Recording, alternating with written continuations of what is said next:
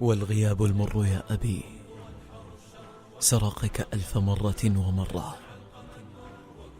أخذك الفراق من جنان الوطن إلى طرق ملتهبة مخضبة بالدماء. لن أذرف الدمع وأبكيك لأنني حقا فخورة بك. حين تعود سأكون ذات الطفلة المشتاقة لك، ذات الطفلة الصامدة القوية بك. ارحل يا أبي، ارحل يا أبي وعين الله ترعاك. فخورة لأن الله سخرك درعا لحماية الوطن، فأنت رمز للسلام والأمان.